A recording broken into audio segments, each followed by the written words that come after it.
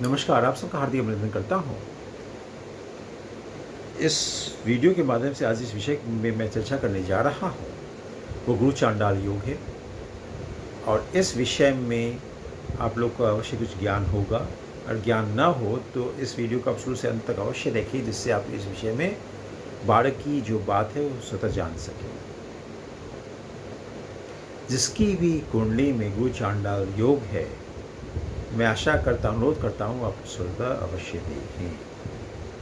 गुरु का अर्थ होता है ज्ञान से और चांडाल का अर्थ होता है गलत कार्य से संलग्न करना। गुरु के द्वारा हमें ज्ञान प्राप्त होता है। जीवन में प्रथम गुरु हमारी माता के रूप में हमें प्राप्त होती है, जिससे हमें विभिन्न ज्ञान प्राप्त होता है। आचरण करने का ज्ञान प्राप्त होता है, जीवन में बोलने का ज्ञान प्राप्त होता है, कैसे क्या बोला जाए, इसकी स्वतः ज्ञान हमें माता के रूप से प्राप्त होता है। इसके बाद हमारे गुरु चयन अलग अलग होते रहते हैं, जिस हिसाब से हम आगे बढ़ते रहते हैं, हम अपना गुरु का चयन करते हैं और उनसे ज्ञान प्राप्त करते हैं।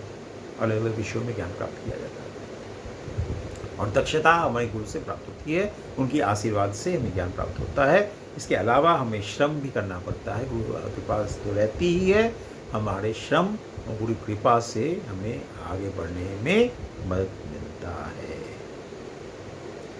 इसके अलावा अगर किसी भी कुंडली में अगर मैं बात करता हूँ तो कुंडली में 12 घर हैं, तो 12 घर में अलग अलग हिसाब से उसकी क्रिया प्रतिक्रिया होती रहती है। और गुरु चांडाल योग अगर प्रथम भाव में है तो उस हिसाब से किसी की कुंडली में प्रथम भाव में गुरु चांडाल योग हो तो उनका मन स्थिर नहीं रहेगा, मन काफ़ी चंचल रहेगा और कोई भी काम करने से पहले 10 बार सोचेंगे। अगर द्वितीय भाव में गुरु चांडाल योग हो तो उसकी बोली में काफ़ी दिक्कतें आएंगी, उसको बोलने में काफ़ी अड़चनें आएंगी, स्पष्ट बात नहीं बोल पाएगा और गाली गलौज काफ़ी करेगा। और तृतीय भाव में गुरु चांडाल योग बनते हैं तो उनका भ्रमण काफ़ी हद तक भ्रमण होता रहेगा, भाई बंधु से या कभी अच्छे संबंध नहीं होंगे, रिश्तेदारों से अच्छे संबंध नहीं होंगे और अनायास उनकी यात्रा होती रहेगी और उसका कुछ फल नहीं आएगा। अगर इसके अलावा चतुर्थ भाव में वो चांडाल योग होते हैं तो मातृ स्नेह से वंचित होगा और उसकी भाषा माता से अत्यंत कटु बनी रहेगी। पारिवारिक में काफ़ी अड़चनें, झंझटें, समस्याएं उत्पन्न होंगी। पंचम में गुरु चांडाल योग हो तो लॉटरी से बचें, लॉटरी से भी टिकट विकट ना काटें, अन्यथा पैसा बर्बाद होगा, कार्य कुछ सफल नहीं होगा। और ज्ञान अपने हिसाब से वो चाहेंगे मैं काफ़ी अच्छे से ज्ञान पूर्वक काम कर पा रहा हूँ, ये उनकी ज्ञान ही उनकी सबसे बड़ी शत्रु हो सकती है। प्रेमिका से अनायास झगड़ा होता रहेगा। षष्ठम में गुरु चांडाल योग हो तो शत्रुता से करने से बचें, शत्रु से हानि होने से होना काफ़ी प्रॉब्लम रहेगी। रोग से निदान, रोग शरीर थोड़ा स्वस्थ नहीं होगा तो रोगी शरीर होने से होना काफ़ी प्रॉब्लम रहेगी और शरीर में अनायास कष्ट बढ़ता रहेगा। सप्तम भाव में गुरु चांडाल योग हो तो इसके प्रभाव से पत्नी से नहीं बनेगी और जीवन में कष्ट उपभोग होता रहेगा और दो बार बिना कारण विवाद और झगड़ा और मतभेद बनते रहेंगे। अष्टम भाव में गुरु चांडाल योग हो तो ज्ञान तो अवश्य प्राप्त करेगा, लेकिन समझेगा मैं काफ़ी ज्ञानी हूँ, उसी अहंकार में रहेगा।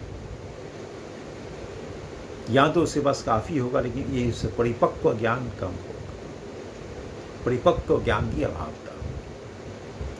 नवम भाव में गुरु चांडाल योग हो तो भाग्य साथ नहीं देगा, भाग्य में काफ़ी निरस होगी, कर्म करेगा उसका फल नहीं प्राप्त होगा।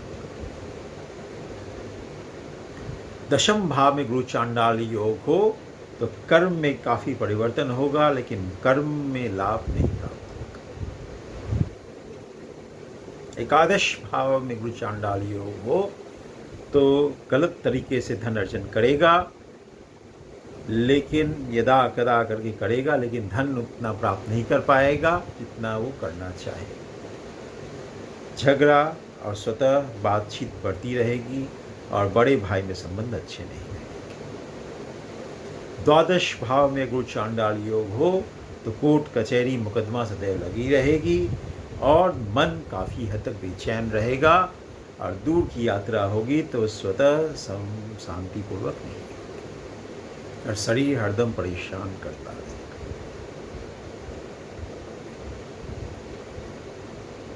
मैं एक छोटी उदाहरण, छोटा उपाय अवश्य बताता हूँ। जिसके कुंडली में गुरु चांडाल योग हो वो अपने गुरुजनों की पूजा अर्चना करें।